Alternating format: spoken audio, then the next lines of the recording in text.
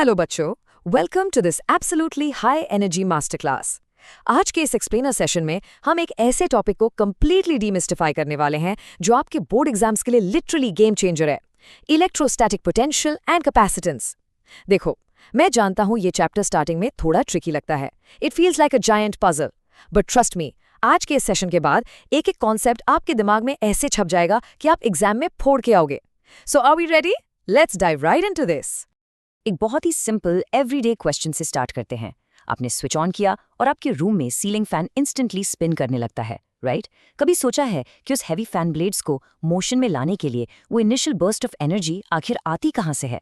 मैं बता दूं, सिर्फ नॉर्मल करंट से इतना हैवी पुश नहीं मिल सकता। The secret lies in a tiny but incredibly powerful house hold device called a capacitor.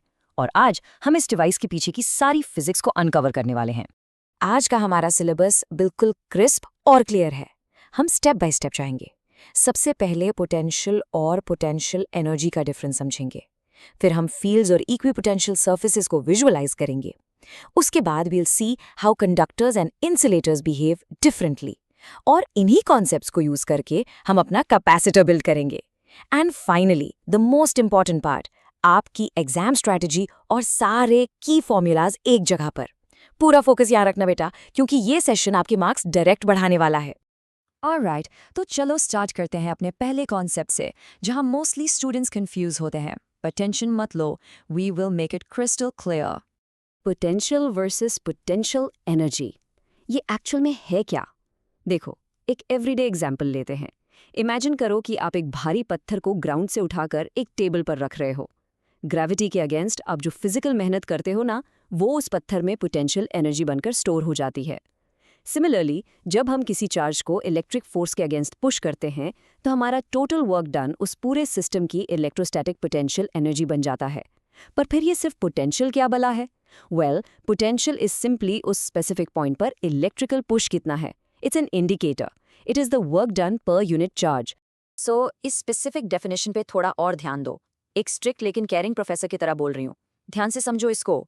Electrostatic potential, जिसको हम V से डिनोट करते हैं, is basically the work done, मतलब W, divided by the test charge Q।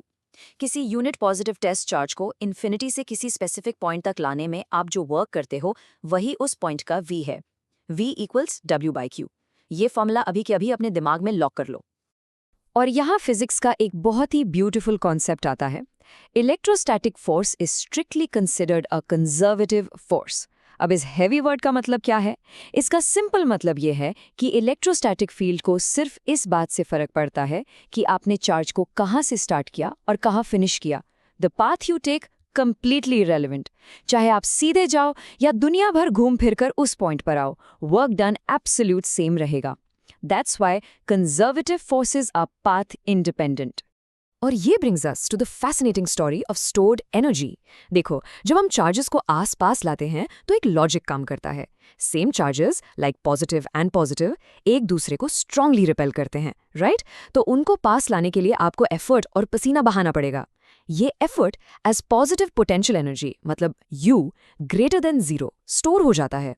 पर अगर charges opposite हैं, like positive और नेगेटिव, तो वो नेचुरली एक दूसरे को अट्रैक्ट करेंगे। इस केस में आपकी पोटेंशियल एनर्जी नेगेटिव होती है।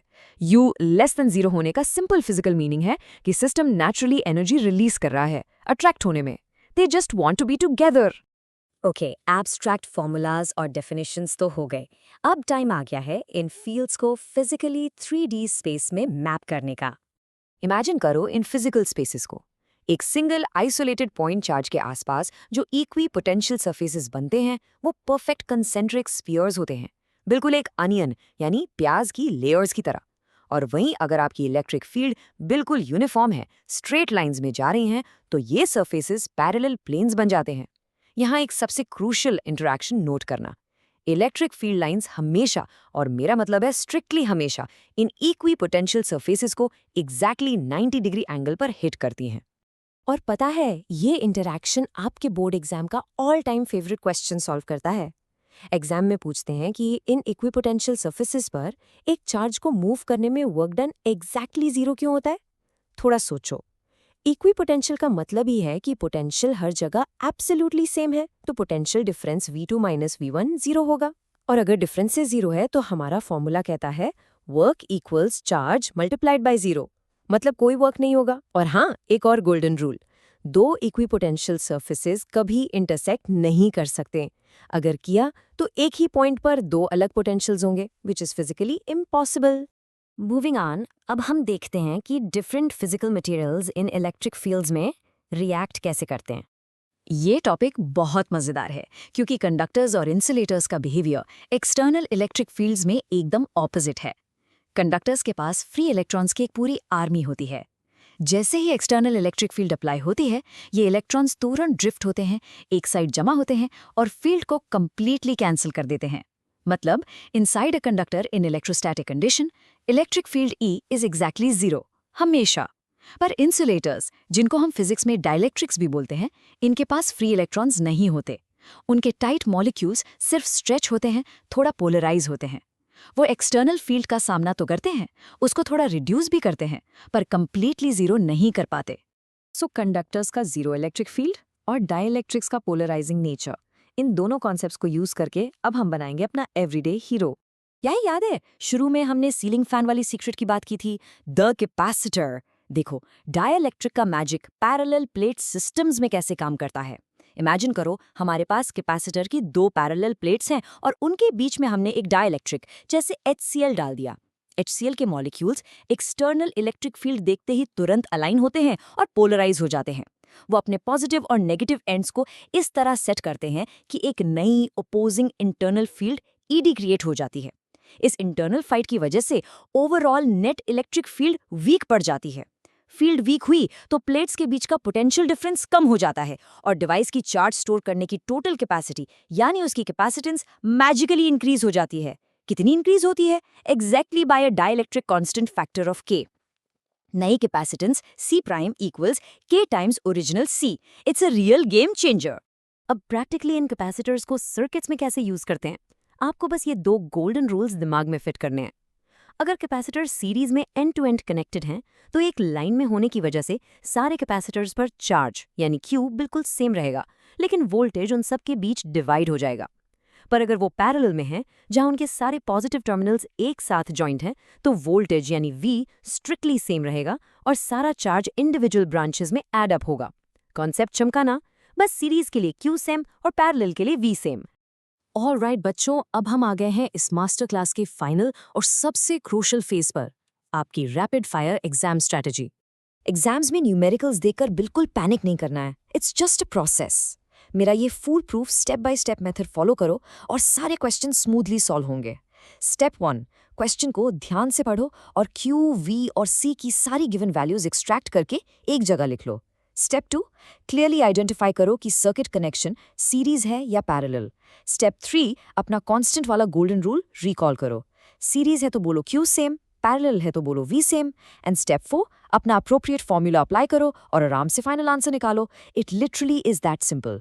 और एग्जाम में जाने से पहले ये रहा आपका high level master review plan. अगर इस डिमांडिंग चैप्टर को मुट्ठी में करना है तो इन 4 पॉइंट्स पर मैक्सिमम फोकस रखना। पहला, V इक्वल्स W/Q की डेफिनेशन कंप्लीटली मास्टर कर लो। दूसरा, पॉइंट चार्ज और यूनिफॉर्म फील्ड वाले इक्विपोटेंशियल सर्फेसेस खुद पेपर पर ड्रॉ करके देखो। तीसरा, डाइलेक्ट्रिक का मॉलिक्यूल्स पोलराइज होकर कैपेसिटेंस K टाइम्स बढ़ाने वाला लॉजिक डीपली समझ लो। और आखिर में सीरीज और पैरेलल कॉम्बिनेशन सर्किट प्रॉब्लम्स की दबाकर प्रैक्टिस करो। नाउ सारे फॉर्मूलाज का एक क्विक समरी टेबल आपके सामने है। Take a mental screenshot right now. ये अल्टीमेट चीट शीट आपकी क्विक रिवीजन के लिए लिटरली लाइफ सेवर होगी। Potential is work done per unit test charge, basically joules per coulomb यानी वोल्ट। पोटेंशियल एनर्जी जूल्स में होती है। Capacitance is charge per unit voltage, जिसकी SI यूनिट फैरेड है। और dielectric capacitance simply C prime equals KC। Exam से ठीक पहले एक नजर इस टेबल पर जरूर डाल लेना। और before we wrap up this fantastic explainer session, मैं आपको ऐसे ही नहीं जाने दूंगा। एक प्रोवोकेटिव ब्रेन टीजर आपके लिए छोड़ के जा रहा हूँ। आज हमने डिटेल्ड वे में देखा कि कैपेसिटर के पैरेलल प्लेट्स के बीच डाइलेक्ट्रिक इंसुलेटर डालने से कैपेसिटेंस K टाइम्स बढ़ जाती है। लेकिन जरा सोचो, अगर हम उस गैप में डाइलेक्ट्रिक की जगह एक थिक मेटल प्लेट यानी एक प्योर कंडक्टर डाल दें, तो उसकी कैपेसिटेंस का क्या होगा? सोचने वाली बात है ना? हिंट देता हूँ। Think about what happens to the electric field inside a pure conductor. चलो, इस पर आराम से सोचना। तब तक अप्लाई दीज कंसेप्ट्स, न्यूमेरिकल्स पढ़ते रहो, keep shining and all the very best for your exams बच्चों। सी यू नेक्स्ट टाइम।